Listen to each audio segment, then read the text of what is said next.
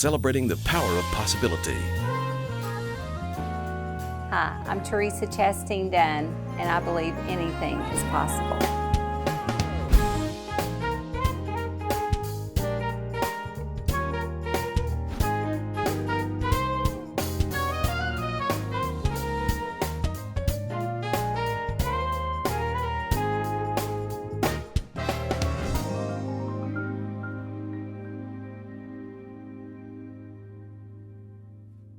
Welcome to Anything is Possible. I'm Halloran Hilton Hill.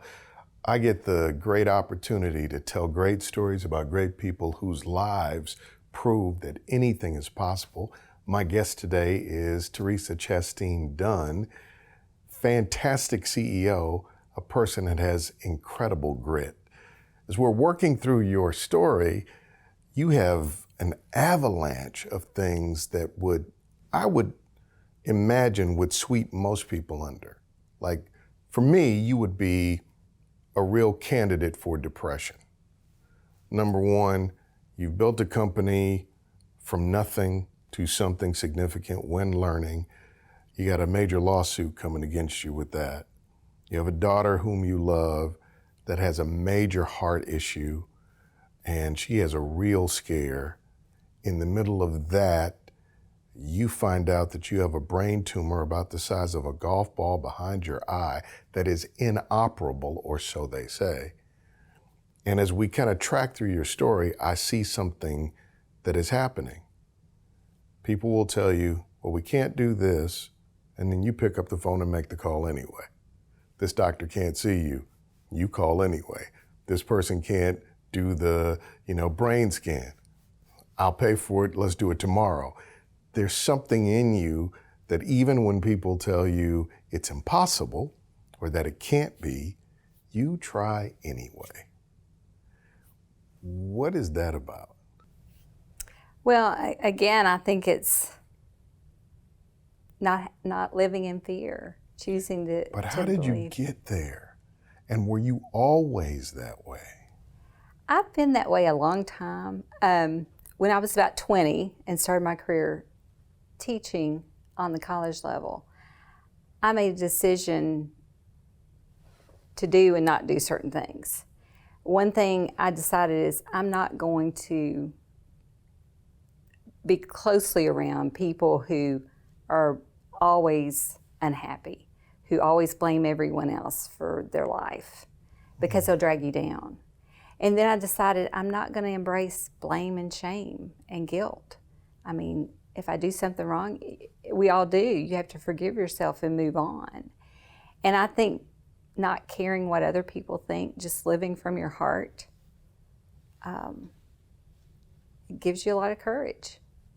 Talk about the people in your life that helped to nurture that sense of fearless possibility. Oh, wow. Well, I've already mentioned certainly my mom, who's soon to be 88 and has more resilience than all of us put together. So certainly her, my Aunt Cora, my Uncle Leonard, they were all from a culture that was partly survival, but also determination and resilience. And I think we learned the work ethic, and that earned success is really what makes people happy. I love what you just said. I don't know that I've ever heard it that way. Earned success is what makes people happy. And so they let us do it on our own and inspired us to work hard and go after our dreams. And we had to do that on our own. It was not handed to any of us. And so I think that's a gift. I have a good friend that manages a lot of trust funds for a lot of wealthy people, and he's quite wealthy. And I asked him, we were on a trip together recently, and I asked him, I said, Gary, have you ever met a happy trust fund baby?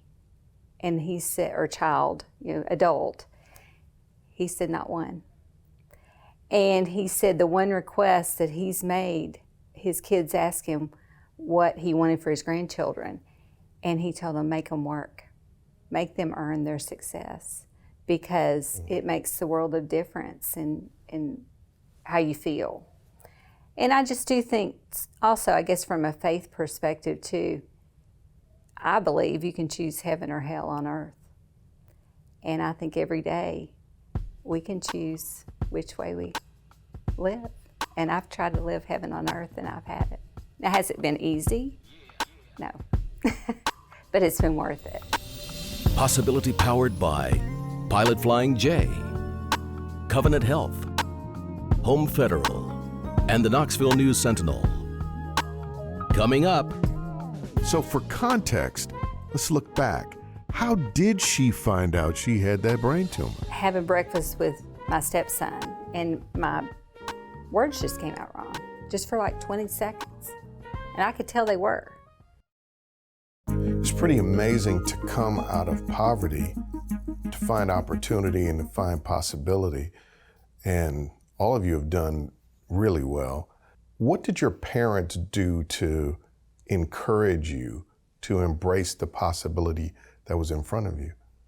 Because I bet when you go back, for me, sometimes when I go back to the place of my family origin, a lot of people never made it out. Absolutely. So I had my oldest aunt on my mom's side passed away this year, and at her funeral they played "You'll Never Leave Harlan Alive," the song. I mean, it is a culture that people many times don't get to leave.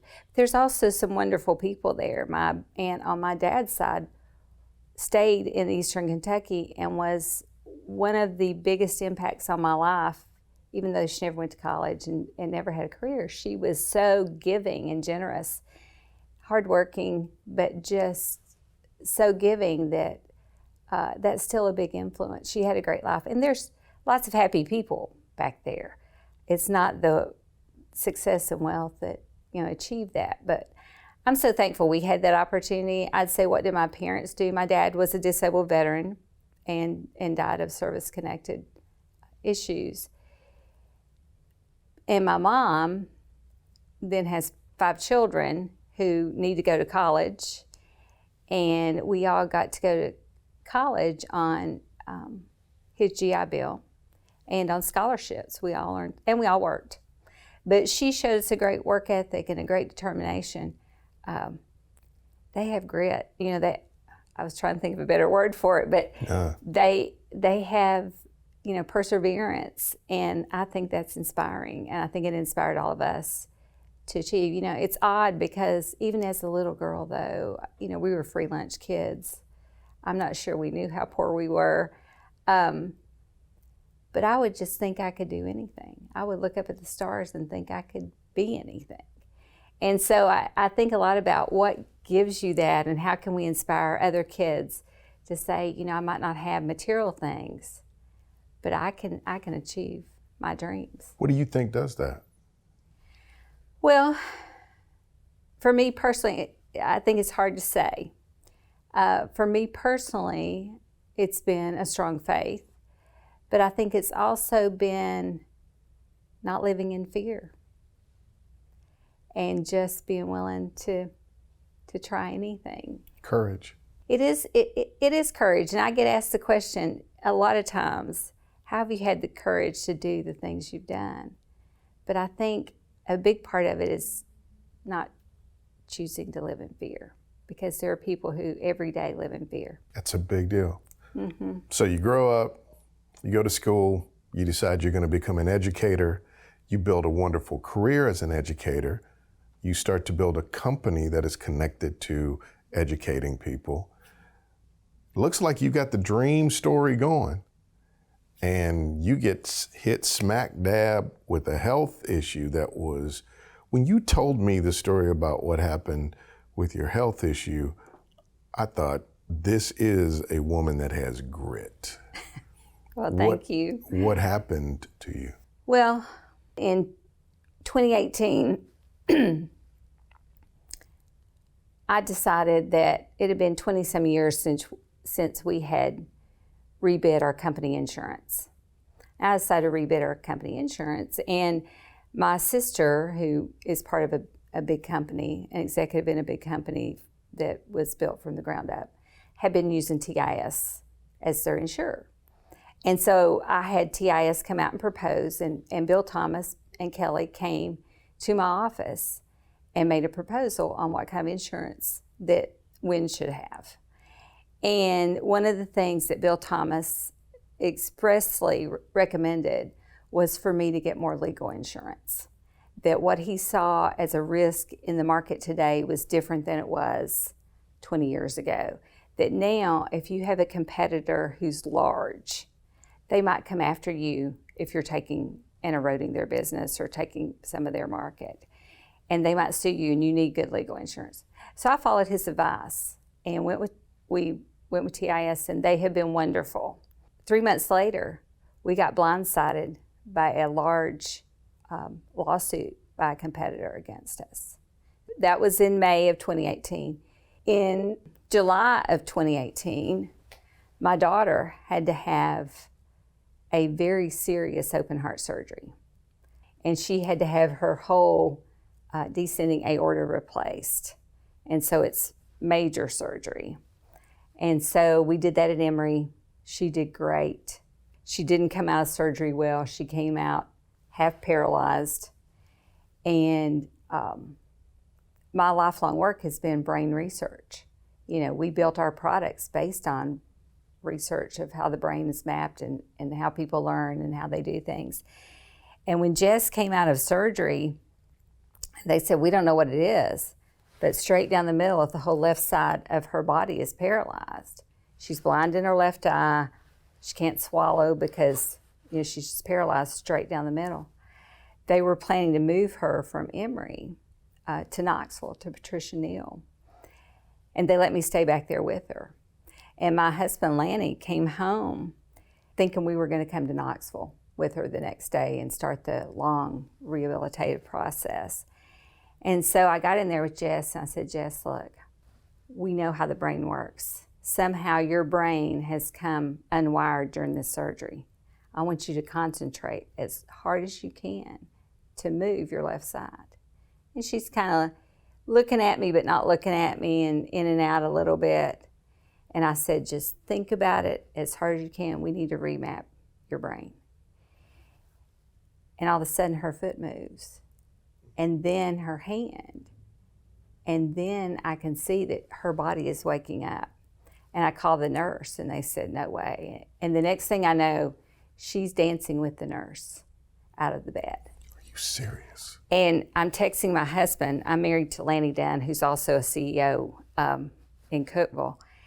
And I'm texting him, I said, Lanny, Jess is up dancing with the nurse. And he said, are you drunk? I'm like, no.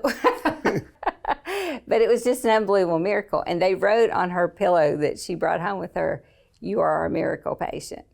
So that was in July 30th of 2018. So I thought, well, we've got the big surgery over with. My heart's feeling great because my daughter has survived it. And then in June of 2019, less than a year later, I had this little speech problem.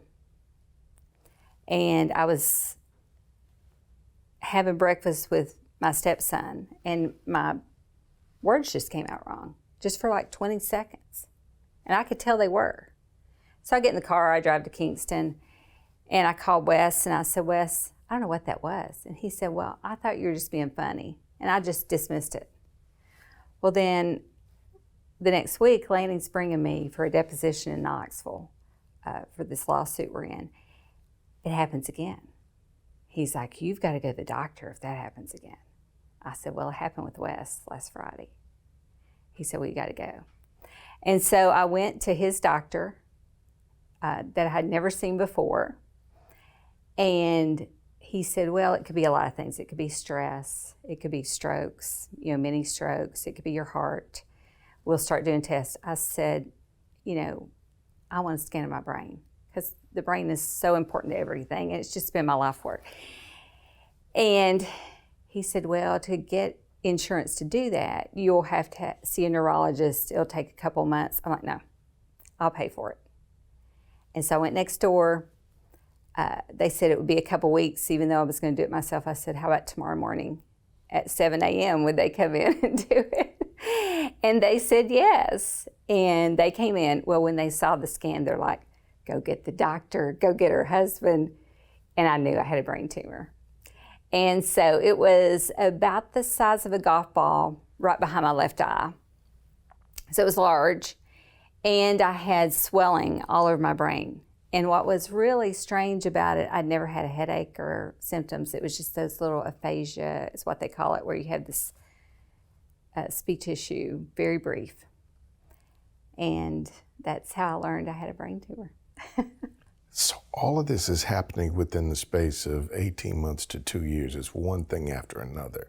It's your daughter. Yes. It's a major lawsuit. It's a brain tumor. Yes.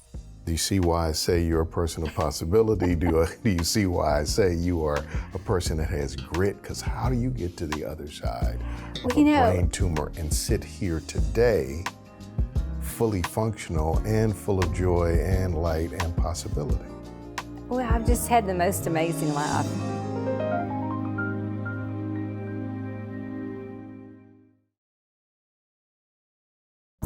You know, when you look at your life and all the challenges that you've had to embrace, which it's obvious that you embrace the challenges, you come away saying you've had the most wonderful life. You've had the most wonderful life.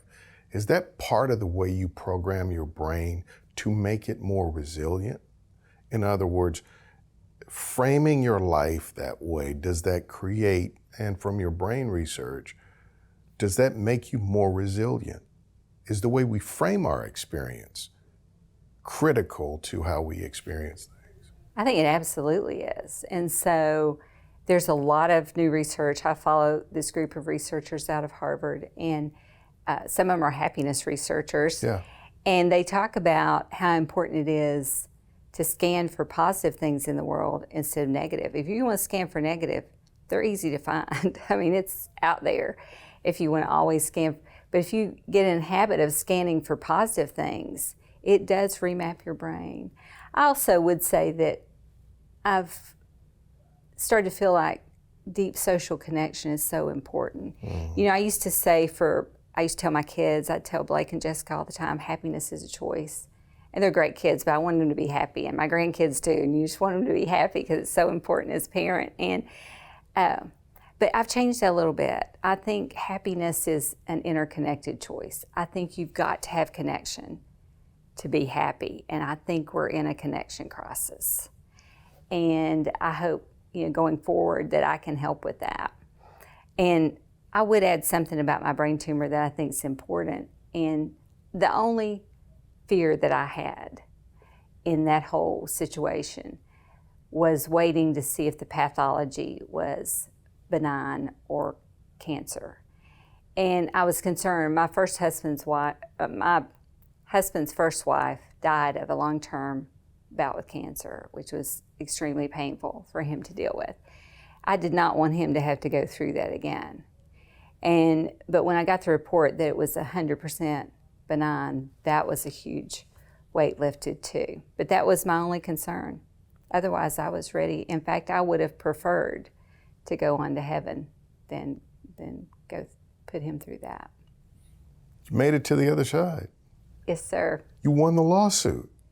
We did. The biggest one, I think, in the world in which you inhabit. This was a big deal, and it was David versus Goliath. It was, and I can't talk a lot about that because it's been almost a year since we were awarded a large award that we did not request, but the jury believed we deserved, because my company had been sued, and I'd been sued personally in that as well. So it was a double whammy in that way. And then we entered into a confidential settlement above that where we agreed we would not talk about details of things that went on in the trial and everything, and I want to honor that. But you won. Yes, we did win. Look at you. For anybody that's watching right now, and maybe this is a great point to end on, speak to how your faith informed building the sense of possibility and positivity and the grit that underlies it. Well, I think, knowing that if you look around and want to see where God is, He's in everything, whether it's nature, business, battles we have, God's there in all kinds of ways. And being able to feel that and know that, you know what, I mean, I will tell you, I think I can speak on my own personal feelings, that I felt like no matter what happened in the lawsuit, still something good was going to be at the outcome, whether it was win or lose. If we lost it, I just felt like something good was going to happen. Never dreamed it would turn out, didn't expect it, didn't see it coming. And so thankful for it, and thankful for a jury who did a just tremendous job unanimously and everything. But still, I still had a peace again that it was going to be something good. I guess it's Romans 8:28. I think it is, which is a verse all about possibility. All things work together for good. And it was good having you here today. Thank you for being on Anything Thank you is for Possible. having me.